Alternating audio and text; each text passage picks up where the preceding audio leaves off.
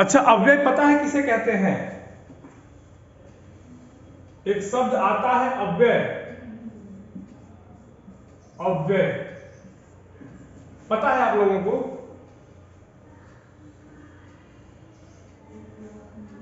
बोलो। पहले समझो, देखो व्यय माने होता है खर्च करना। क्या होता है? व्यय का मतलब होता है खर्च करना। आप जब इसमें अ उपसर्ग लगाएंगे तो बनेगा अव्यय। क्या बनेगा? अव्यय। माने कि जो खर्च न हो, जो समाप्त न हो। तो सीधी सीधी बात है कि हम अर्थशास्त्र तो पढ़ नहीं रहे हैं कि जो खर्च न हो, रुपए पैसे की बात तो होगी नहीं। हिंदी साहित्य पढ़ रहे हैं तो यहाँ बात अधिक से अधिक शब्दों और वर्णों की ही हो सकती है, उसके ऊपर बात नहीं हो सकती। ठीक, तो अव्यय ऐसे शब्द होते हैं जो किसी भी लिंग वचन कारक के साथ बदल नहीं सकते। आपको याद होगा जब मैं शब्द के रूप में पढ़ा रहा था तो उसमें विकारी और अविकारी शब्द मैंने पढ़ाया था, आपको याद है? बोलिए, कैमरा बंद। कैमरा बंद सबका।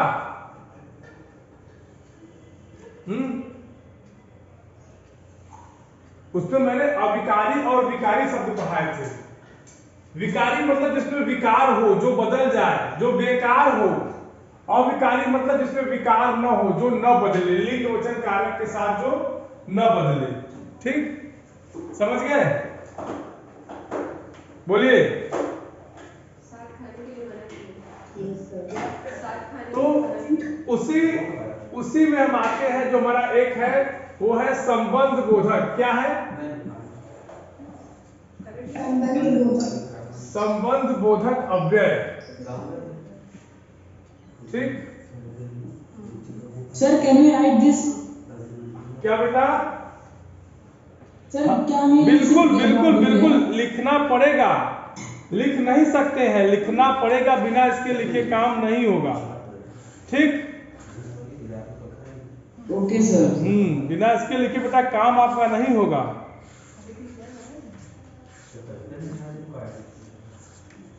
संबंध बोधक अव्यय। ठीक है, देखिए इसका नाम है संबंध बोधक। क्या नाम है? हाँ, अब इसको केवल आप वाक्यों से ही समझ लीजिए। अव्यय मैंने बता दिया कि जो लिंग वचन कारक के साथ नहीं बदलते उन्हें अव्यय शब्द कहते हैं। ठीक, इनको विकारी शब्द भी कहते हैं, अव्यय को विकारी भी कहते हैं। संबंध बोधक माने जो संबंधता का हमको जानकारी, ऐसे शब्द जो हमें संबंध की जानकारी दे, जो एक शब्दों से दूसरे शब्दों के संबंध को स्थापित करे। ठीक, संज्ञा या सर्वनाम से अन्य शब्दों के संबंध को स्थापित करे, उन्हीं को हम संबंध बोधक अव्यय कहेंगे। और इन शब्दों की सबसे बड़ी जो विशेषता होगी वो ये होगी कि वो लिंग वचन और कारक के साथ नहीं बदलेंगे। क्लियर? Yes sir. बात समझ में आई? Yes sir. जैसे मान लीजिए अगर हम कहें कि स्कूल के आगे, मान लीजिए हमारा स्कूल है तो हम लिख दें कि स्कूल के आगे। स्कूल के आगे कौन सा बाजार है, जल्दी बताओ? तेलियरगंज बाजार है ना, चलो इसी को लिख देते हैं, तेलियरगंज बाजार है। ठीक है, इसी को समझो, इसी उदाहरण से समझो।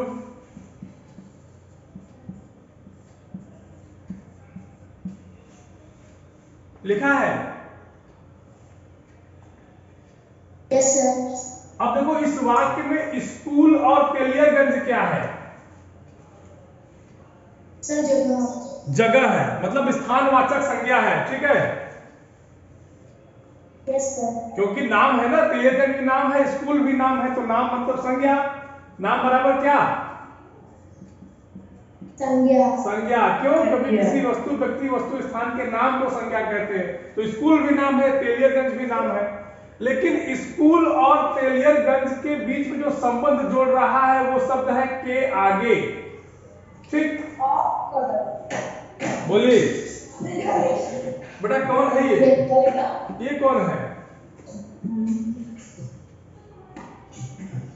नवीन कुमार यादव, या तो पढ़िए या तो चले जाइए, एकदम स्पष्ट रूप से बता दे रहा हूं। नवीन कुमार यादव, नवीन कुमार यादव, या तो पढ़िए या तो भाग जाइए एकदम।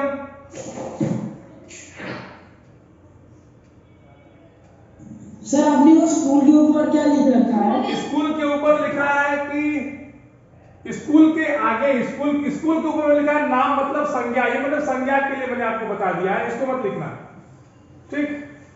जैसे स्कूल के आगे तेलियरगंज बाजार है, अगर मैंने वाक्य लिख दिया तो इसमें स्कूल और तेलियरगंज दोनों संज्ञा है, और दोनों संज्ञा को जोड़ कौन रहा है? के आगे शब्द।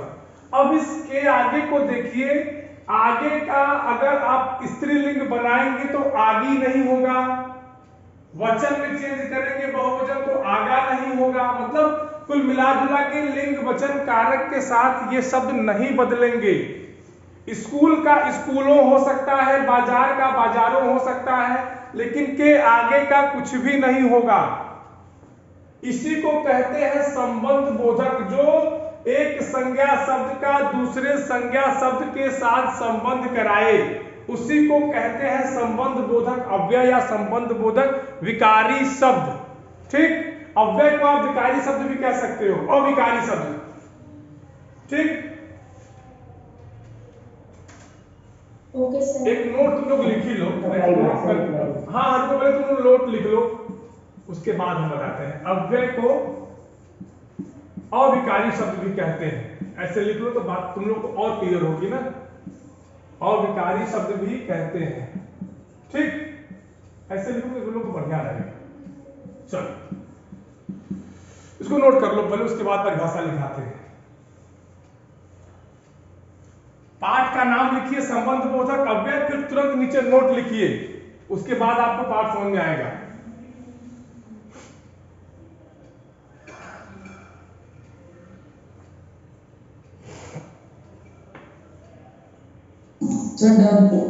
ठीक, नो सर। परिभाषा लिखिए इसकी, बताएं परिभाषा आप लोगों को। Yes sir. चलो सुमित क्लास कर रहे हो क्या बेटा? No sir. सुमित सुमित सुबह सुबह दिखाई नहीं दिए। चलो लिखो, वे अविकारी शब्द, परिभाषा लिखिए आप लोग तो, वे अविकारी शब्द लिखिए तो, वे अविकारी शब्द, परिभाषा लिखा रहे हैं आप संबंध बोधक अव्यय की। वे अविकारी शब्द जो क्या करेंगे, किसके साथ संबंध जोड़ेंगे? संज्ञा या जो संज्ञा या सर्वनाम का वाक्य के अन्य पदों के साथ, जैसे वह स्कूल से आगे, स्कूल के आगे तेलियरगंज बाजार है तो स्कूल संज्ञा है, तो वाक्य का तेलियरगंज जो बाजार है उसी वाक्य में आ रहा है ना। Yes sir. हाँ, तो जो संज्ञा या सर्वनाम के साथ आकर या सर्वनाम के साथ मिलकर या सर्वनाम के साथ जुड़कर, बात एक ही है, नाम के साथ आकर उसका संबंध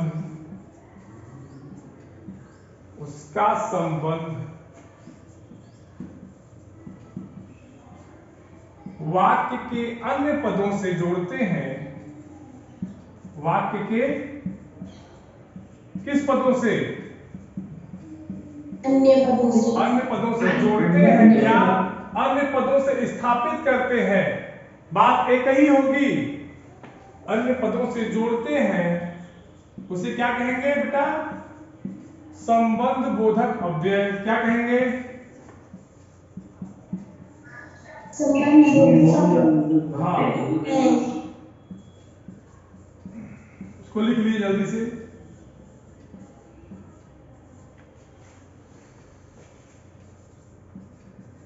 चलो लिखो इसको बेटा, लिखो फिर बताते हैं तुम लोगों को इसके आगे।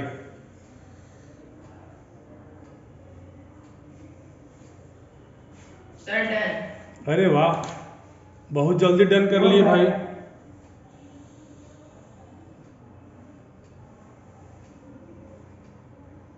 सर उसका के बाद क्या है? क्या बेटा? Done. उसका संबंध, संबंध।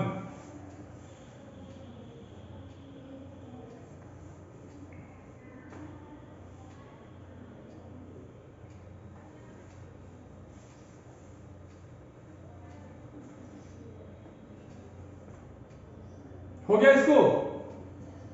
लिख लिए भाई आप लोग? Yes sir. पूनम, दिव्यांश राय, लिख लिए बेटा? Yes, sir. Done. अच्छा, वेरी गुड। अब देखिए, जब आप संबंध बोधक अव्यय शब्द लगाएंगे तो इसके साथ किसी न किसी परसर्ग का प्रयोग होगा। आपके मन में एक प्रश्न बनेगा कि सर परसर्ग क्या होता है? ठीक, लिख लीजिए कि संबंध बोधक अव्यय के साथ, नोट में लिखिएगा, नोट लिखिए तो यहां नोट लिख लीजिएगा ब्लैक पेन से, फिर नोट में लिखिएगा संबंध बोधक अव्यय के साथ, नोट्स अपना रखे रहना तुम लोग, के साथ परसर्ग का प्रयोग होता है।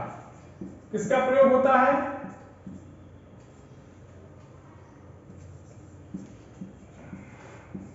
बोलिए। सर परसर्ग का। अब कहोगे कि सर ये परसर्ग क्या होता है ना? बोलो। Yes, sir. संस्कृत में आप, Yes, sir. संस्कृत में आप विभक्ति पढ़े हैं? Yes, sir. इसी को Yes, sir. इसी को हिंदी में परसर्ग कहते हैं। ठीक, इसी को हिंदी में क्या कहते हैं? Yes, sir. Yes, sir. क्या कहते हैं? Yes, sir.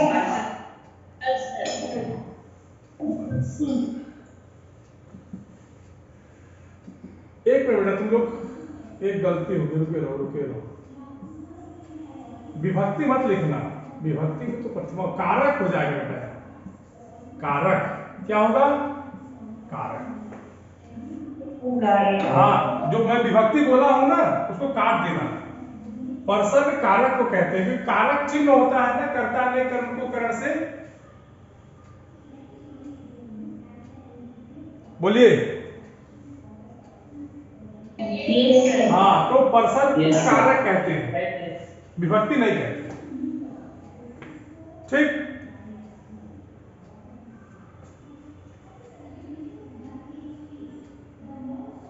हो गया सबका? Yes, sir. Yes, sir. मिटाए? मिटा दे? Yes, sir. मिटा दे बेटा। Yes, sir. शाबाश। देखिए, जैसे आप अन्य पाठ पढ़े हैं, काल पढ़े हैं, क्रिया पढ़े हैं, सब में सबके भेद बताए जाते हैं ना कि ये इतने प्रकार की होती है, ये इतने भी प्रकार की होती है। जैसे भी आपने कल कल कल कारक काल पढ़ा था, तो उसमें आपने काल के भेद भी पढ़े थे, याद है आपको? इसमें आपको 3 मिले होंगे, भूतकाल में 6 मिले, वर्तमान काल में 3 मिले। ठीक, तो इसी तरह से संबंध बोधक अव्यय का भी प्रकार होता है। क्या होता है? प्रकार। और ये मेनली 2 प्रकार के होते हैं, मुख्यतया यह 2 प्रकार के होते हैं। ठीक,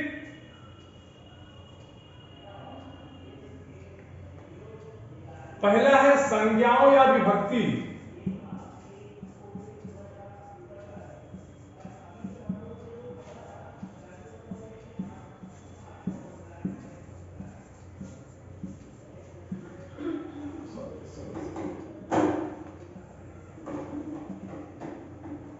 कितने लिखो यहां? 2 प्रकार के। पहले इसको लिखो, 2 प्रकार।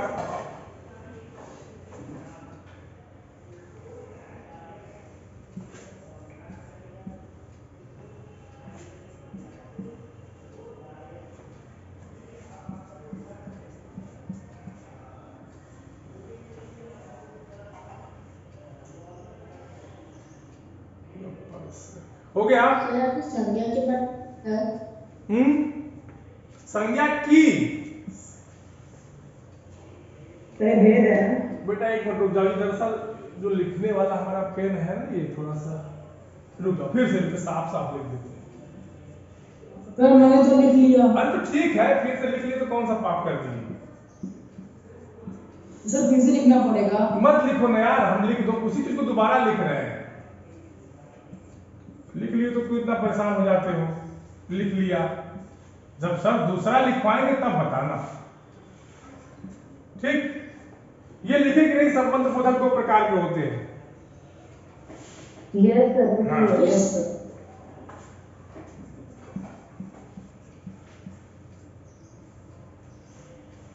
लिखो।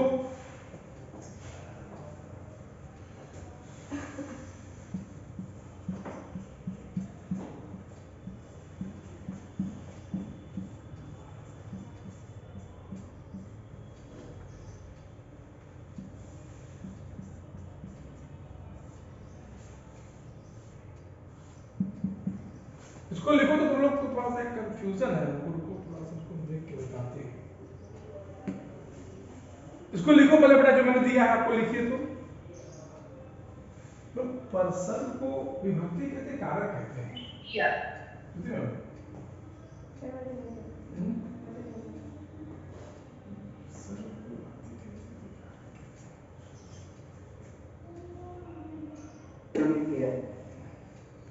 लिख लिया ना? अच्छा एक मिनट रुको, ऊपर तुम लोग एक नोट लिखे हो ना? Yes sir. यस अच्छा, उस नोट में मैंने एक चीज लिखवाई थी कि पर्सन मैंने कारक लिखवाया है क्या? यस यस यस अब सुनो, अब मेरी बात सुनो, जहां तुम लोग कारक लिखे उसको काट के पहले विभक्ति कर लो तो। नहीं सर, वो कारक ही होता है, कारक ही होता है। ओके। दूसरा नहीं होता। विभक्ति है, इसमें ओके, विभक्ति सर। नहीं होगी हिंदी में, विभक्ति का कोई रोल ही नहीं होता, कारक होता है। पर्सन मैंने परसर को कारक ही कहते हैं, कारक को परसर कहते हैं। क्योंकि कभी कभी दोनों जगहों पर अलग अलग प्रयोग होता है, इसलिए थोड़ा कंफ्यूजन है, ठीक है? जब आप संबंध बताते हैं यस सर। उस यस सर। Yes sir. कभी कारक का प्रयोग होता है ना हाँ, हमको। हाँ, कारक कहते हैं। चलो हो गया तुम लोगों का, आगे बताएं। Yes yes sir. कहां तक हुआ? अच्छा ये बताओ पहले। सर पूरा। यही हैं?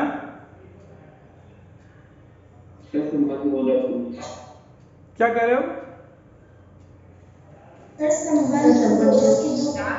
अब समझो, इसमें क्या लिखा है कि संज्ञाओं की विभक्ति तथा या, विभक्ति या, ये या है ना, या परसर्ग के आगे, मतलब अगर कोई संज्ञा शब्द लिखा रहेगा तो उसके आगे जो भी शब्द जुड़ेगा वो संबंध बोधक का एक भाग हो सकता है। ये संबंध बोधक के दोनों प्रकार में है कि संज्ञाओं की विभक्ति या परसर्ग के आगे जुड़ेगा जो शब्द।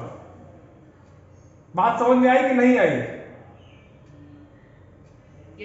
नहीं आई? झूठ में यस सर ना बोलो, ना ना ना ना, बिल्कुल नहीं आई। नहीं आई बेटा, मुझे पता है। परिभाषा इतनी क्रिटिकल, इतना जल्दी कहां से यस सर कह दिए? बिना उदाहरण के समझ में नहीं आएगी बात। बोलिए। अब समझाएं हम एक उदाहरण से इसको। Yes sir. देखो, बस जो आप जो सुनो, आप जो परिभाषा लिखे हैं उस परिभाषा को पकड़िएगा, ठीक? देखिए मैं लिख रहा हूं उदाहरण, नीचे लिख दे रहा हूं।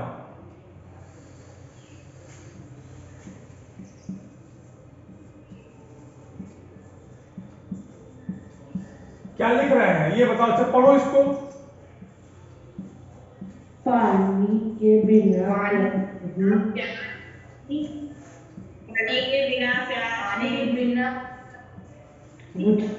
क्या लिखा है?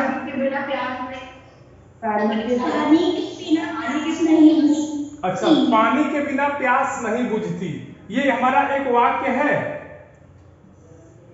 ठीक?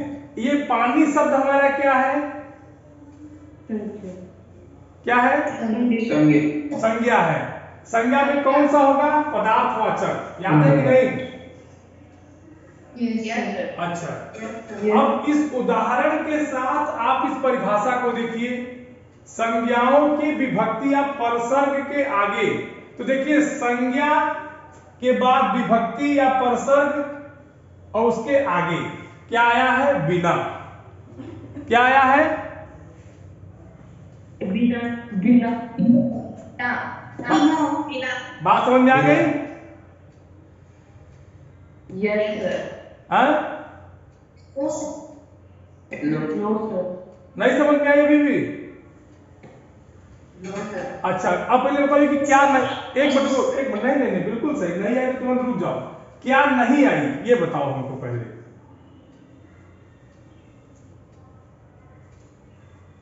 किताब देखोगे तो कंफ्यूज हो जाओगे, बता दे रहे हैं। पहले बताओ क्या नहीं आई, किस लाइन में आपको दिक्कत है?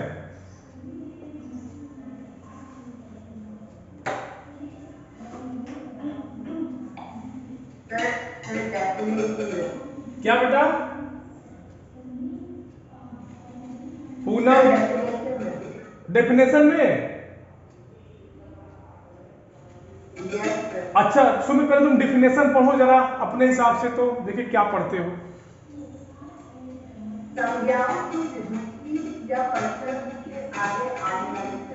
हाँ, तो देखिए उसमें साफ साफ लिखा है कि संज्ञाओं की विभक्ति के आगे, मतलब संज्ञा के बाद तो विभक्ति लगी। जैसे राम अगर संज्ञा है तो राम अगर कोई काम करेगा तो ने विभक्ति करता लगेगी नहीं, प्रथमा विभक्ति लगेगी?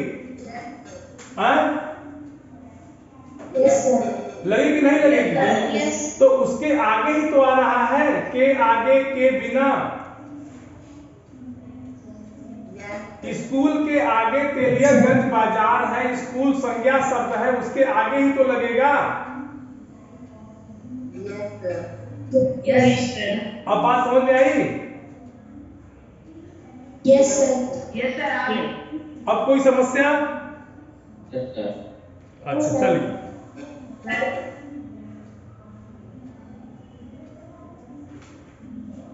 अभी भी किसी को समस्या हो तो पूछ लो। गर्विका, चेतना, कोई समस्या हो तो पूछ लो बेटा। सर एक और बार समझा दे बालकृष्णा, बहुत सही। देखो परिभाषा में कह रहा है कि संज्ञा की विभक्ति या परसर्ग के आगे आने वाले शब्द, अगर कोई संज्ञा है तो उसके साथ जो विभक्ति लगी होगी उसके बाद जो शब्द आएगा वो लिंग वचन कारक के साथ नहीं बदलेगा और उसका संबंध वाक्य के अन्य शब्दों के साथ करा देगा, उसी को कहेंगे अव्यय। और जब संज्ञा के पहले लगेगा, संज्ञा के बाद लगेगा तो संज्ञा के साथ वो आएगा। उदाहरण के रूप में यही है कि पानी के बिना प्यास नहीं बुझ सकती, इसमें पानी आपका संज्ञा होगा और के बिना ये जो शब्द है ये क्या है हमारा? संबंध बोधक अव्यय, कि पानी का संबंध प्यास से होता है। बोलिए यस सर यस सर तो पानी और प्यास के बीच में जो संबंध स्थापित करा रहा है वो शब्द है के बिना। अब बताओ कोई दिक्कत? नो सर अब बात समझ में आ गई? यस हाँ? हम कहें अगर पेड़ से नीचे पत्ता गिरता है, कोई समस्या?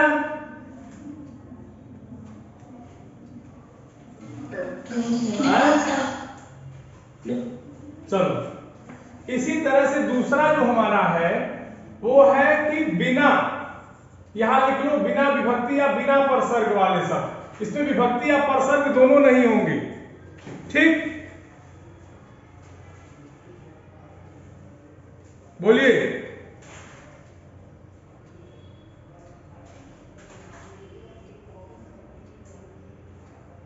ये दूसरा प्रकार है। हाँ, दूसरा प्रकार है। यहां बस बिना जोड़ लेना, विभक्ति के पहले बिना जोड़ लेना, चीजें वही रहेंगी, कोई अंतर नहीं होगा। बस विभक्ति या परसर्ग जो है उसके बदले में ही आ जाएगा।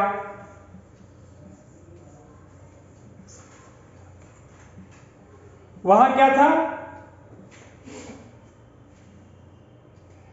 पानी के बिना प्यास नहीं बुझती।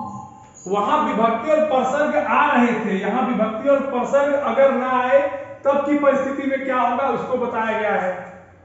समझ गए? हाँ, मतलब वहां क्या था कि विभक्ति और परसर्ग आएंगे, यहां अगर ना आए तब क्या होगा। जैसे देखिए आप लिखिए पीठ पीछे किसी की बुराई नहीं करनी चाहिए। वाक्य देख रहे हैं? Yes sir. देखिए एकदम ध्यान से।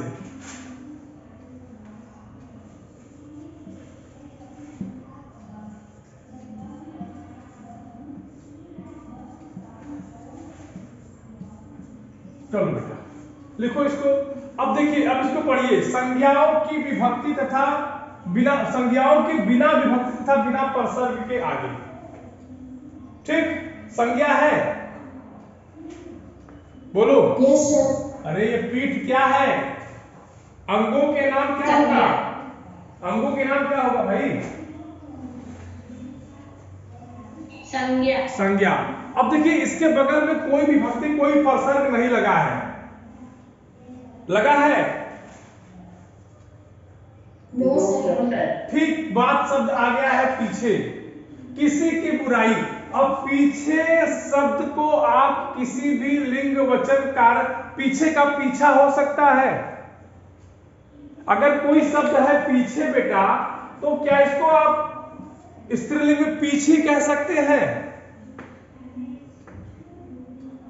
नो।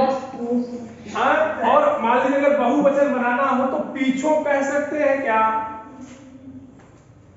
No sir. इसका मतलब कि पीछे, इसका सीधा सीधा मतलब ये है कि पीछे एक ऐसा शब्द है जो लिंग वचन कारक के साथ नहीं बदलेगा। बोलिए। Yes sir. ठीक, यस सर। और कोई समस्या? No sir. No sir. हो गया?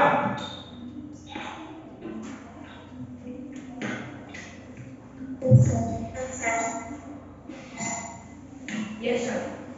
अब देखिए, अब मेरी बात समझिए। सबके पास किताब है? Yes sir. अच्छा, सबके पास किताब है ना? Yes sir. इसमें कोई ऐसी शख्सियत नहीं है जो बिना किताब के भी बैठी हो? No sir. अब देखिए, आपकी किताब में एक चीज दिया होगा, उसको आप अपनी कॉपी में लिखेंगे। वो दिया है कि अर्थ के अनुसार संबंध बोधक के भेदों को निम्नलिखित रूपों में विभाजित किया जा सकता है। अर्थ के आधार पर, याद रखना, पहली लाइन दिया है कि अर्थ के आधार पर संबंध बोधक शब्दों को निम्नलिखित रूपों में विभाजित किया जा सकता है। जैसे अगर कोई शब्द दिशावाचक है, मतलब जिसमें दिशा की जानकारी हो, तो दिशाएं 4 होती हैं, आपको पता है? बोलिए भाई। यस। अगर हम कहें कि जिधर हमारा मुख होता है उधर पूरब दिशा होती है, बोलिए।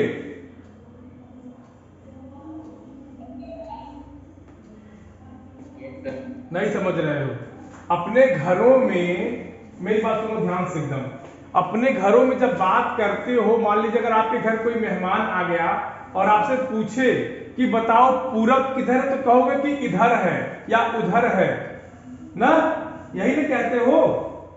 हाँ, तो ये जो इधर, हाँ, तो जो ये इधर उधर शब्द है बेटा, ये दिशावाचक शब्द है। ठीक,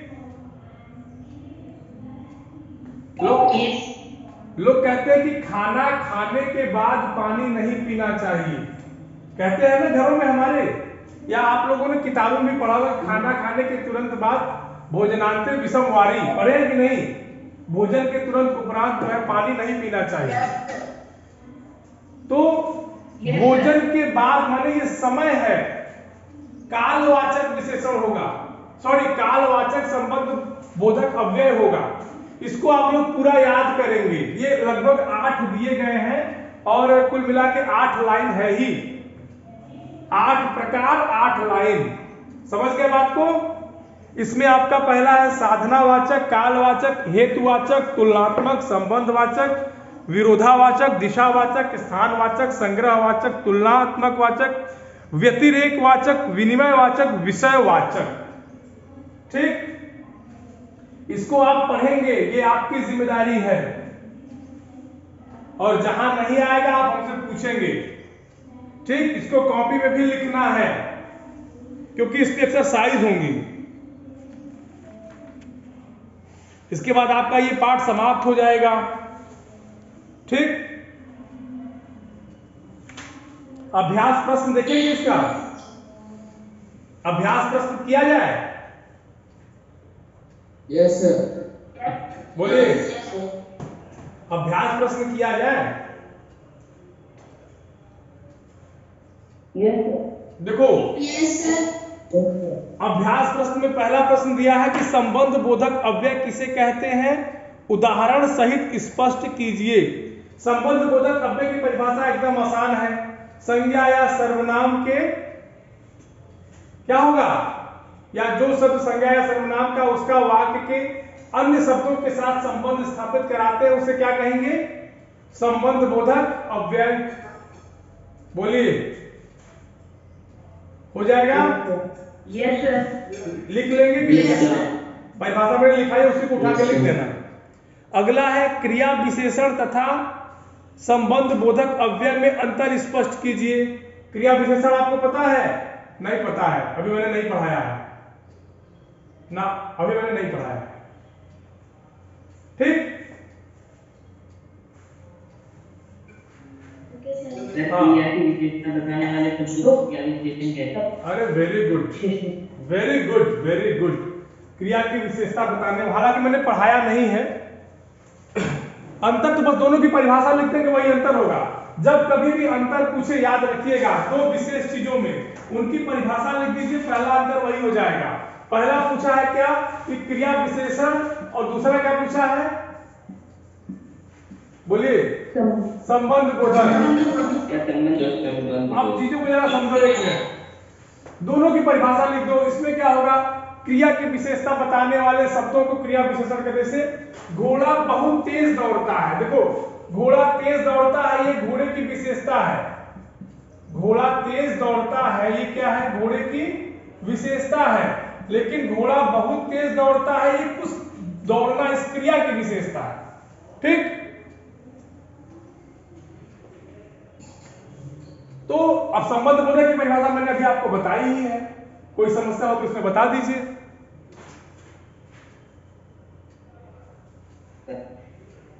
बोलिए। No, sir. सचिन समझ में आ रहा है? No, sir. सचिन समझ में आ रहा है? Yes sir. अच्छा, वेरी गुड। तीसरा प्रश्न आपकी किताब में क्या दिया है, कौन पढ़ेगा? शुभ पांडे, शुभ पांडे। Sir. तीसरा प्रश्न क्या दिया Yes, है? sir. अपनी किताब में तीसरा प्रश्न पढ़िए, क्या लिखा है?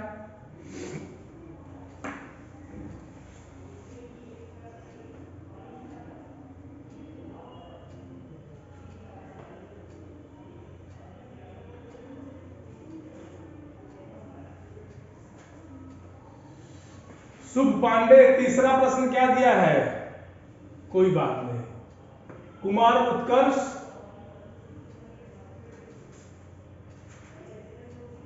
Yes sir. तीसरा प्रश्न पढ़ो। अभ्यास प्रश्न का, अभ्यास का कार्य का तीसरा प्रश्न पढ़िए जरा सा। तो निम्नलिखित वाक्यों में संबंध बोधक अव्यय छात्र सामने दिए गए स्थानों में लिखिए। ठीक है, गर्विका, उसमें से तुम पहला प्रश्न पढ़ो।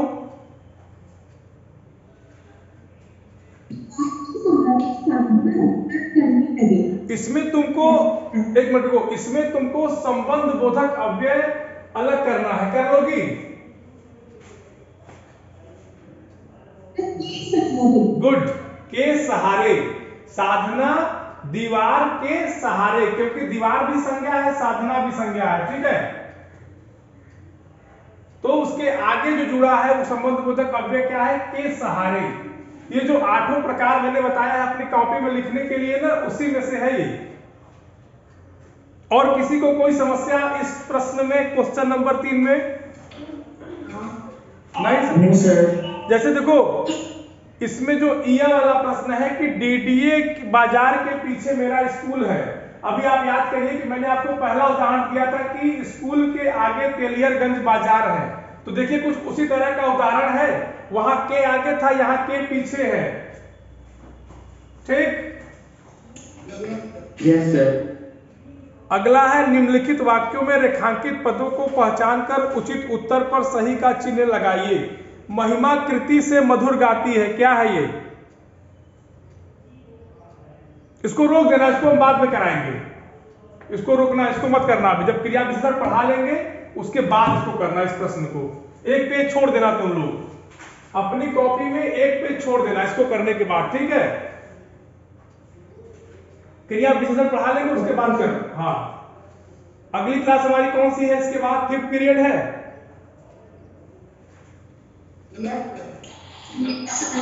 अच्छा, तो इस पे हम देखते हैं आज या कल में टेस्ट ले लेंगे तुम लोगों का, और समुच्चय बोधक पढ़ा दे या कौन सा पढ़ा दे, कौन सा बचा हुआ है ये देख ले थोड़ा सा। इसके बाद क्रिया विशेषण पढ़ाएंगे, ठीक है ना? आज वाली क्लास में क्रिया विशेषण बचा उसी को पढ़ाएंगे। क्लियर? Yes. चलिए, थैंक यू।